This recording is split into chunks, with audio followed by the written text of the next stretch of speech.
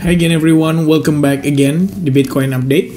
Happy Friday teman-teman, happy weekend, dan happy Independence Day buat US citizen.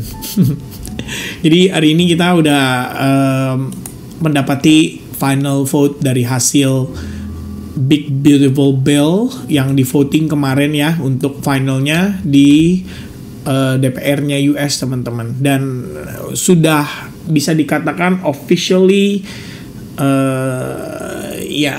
bisa dijalankan per Trump menandatangani. Dan bukan planningnya ya, tapi jadwalnya adalah nanti saat seremonial di tanggal 4 Juli jam 5 sore atau sekitar jam 10 BTS ya. Behind the scene ya, saya nggak tahu nih, ini EDT ya, Eastern Date apa time ya kali teman-teman ya. Ya pokoknya itulah ya, intinya udah ditandatangani ya, tinggal tunggu ditandatanganin dan akhirnya udah bisa efektif. Tapi apa yang terjadi ya, kenapa market pada hari ini malah terkoreksi? Jadi kalau kita lihat correction yang diakibatkan atau correction yang terjadi pada hari ini itu, kalau misalkan di Bitcoin kan lumayan ya teman-teman, tapi S&P 500 sebetulnya nggak terlalu banyak aktivitas, flat ya, karena memang kan udah tahu juga ya kalau sepanjang hari ini Independence Day.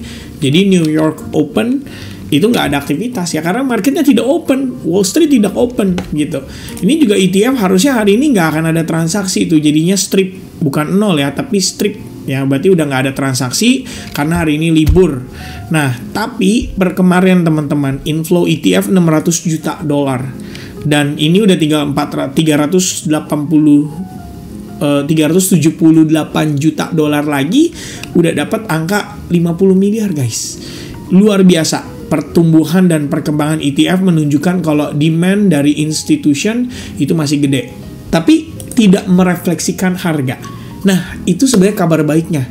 Jadi kita bisa ngelihat bahwa pergerakan ini berarti on track. Ya, at least kalau kita lihat acuan yang berdasarkan perspektif time frame daily, we have this bullish engulf, and then we have this retest terhadap SNR-nya, and then mungkin hari ini sekitar 7-8 jam lagi kan kita closing candle ya di time frame daily, katakanlah bearish gitu. Gak ada masalah, karena ini mungkin bagian dari pullback-nya. Jadi kalau kita cek dari perspektif time frame hourly-nya, pertama-tama kita udah tahu bahwa memang area ini adalah area yang menjadi pembatasnya. Ya, kemarin saya ada bahas kalau kita bisa claim area itu all time high udah pasti. Tapi masalahnya belum diklaim ya, dia belum berhasil claim, malah yang kita dapati adalah dia fake out. Walaupun setelahnya ada bullish candle lagi, tapi next 2 or 3 candlesnya di time frame 4 jam itu relatif bearish, dan akhirnya malah break di bawah bull candle yang terbentuk di sana. Jadi apa yang terjadi teman-teman? Oh, price actionnya langsung drop tadi pada saat sekitar jam 7 sampai jam 11 ya, kita lihat dia drop. Habis itu kalau kita lihat nih di time frame 4 jam sebetulnya. Jadi kita coba abaikan ini dulu ya. Pertama, kita kemarin udah aware bahwa di sini memang terdapat yang namanya fair value gap. Ya, fair value gap ini akhirnya diisi, tapi bukan sekedar diisi, tapi dibablas dan dilewatin. Ya, dilewatin nih, dibablas teman-teman. Nah, kondisinya kalau kita lihat lagi, sebenarnya di bawah pun masih ada fair value gap itu di kisaran area ini. Nah, ini best area dalam tanda kutip kalau secara performance kita bicara dari sisi Fibonacci gitu ya. 0,7 0,79 adalah penawaran terbaik. Nah, ditambah 0,62. Ini kalau saya bukan pembulatan ya, tapi kita bikin kayak gini aja tuh udah enak. 062 079. Berarti kita bisa mempertimbangkan bahwa yang terbentuk di sini juga berupa sebuah Quasimodo pattern. Jadi ini adalah potential retestnya terhadap previous support resistance. Oke, namun bagaimana jika ternyata kita ngelihat performance lebih baik? Nah, ini sebenarnya di internalnya ya, katakanlah di time frame 1 jam atau 30 menit itu memang ada area demand. Tapi ya, kalau buat saya nih, setelah tadi tekanan jualnya kencang, sekarang agak melambat, bukan berarti langsung buy juga. Minimal kita tunggu confirmation atau reaction ya. Jangankan time frame 15 menit, 1 jam ataupun 30 menit. 5 menitnya aja dia bearish gitu. Ya gimana kita yakin dia bisa rebound kalau 5 menitnya aja nggak mampu reversal. maka kita minimal menunggu sampai adanya kondisi validasi di time frame yang lebih kecil seperti di 5 menit misalnya gitu ya. Itu kalau kita mau lihat dia bertahan di atas demand ini. Bagaimana jika tidak? Maka kita boleh berasumsi bahwa ini akan menjadi area liquidity yang akan di-sweep oleh market saat ini. Guna apa? Guna mengejar range harga yang lebih rendah lagi. Ya, dan yang perlu di take note itu adalah teman-teman. Ini kalau misalkan ya kita memulai perjalanan dari bawah, ini memang target perjalanannya sudah tercapai gitu loh. Udah nyampe. Jadi kalau kita ngedapetin yang namanya correction masif kayak begini atau major ya, bisa dibilang kan ini major retracement atau correction. Maka sebetulnya sewajarnya kalau kita lihat tekanan jual berlangsung, dan ini bisa saja ditarik sampai kembali ke zona ini dulu. Jadi 79% atau di kisaran area order block yang terbentuk dari perspektif time frame 4 jam tadi. Ya, di sini confluence juga dengan imbalance dan juga Fibonacci, serta kalau kita mau connect-in lagi ya ini yang tadi saya bilang ya, merupakan area level Quasimodo. Jadi kalau kalian lihat itu tulisnya bullish QM, dia langsung keluar guys. Tuh, polanya kayak begini.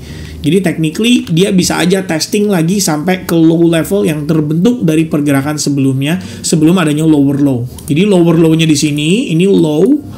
Oke, terbentuklah lower low, baru kemudian dia rebound dan dia menciptakan higher high.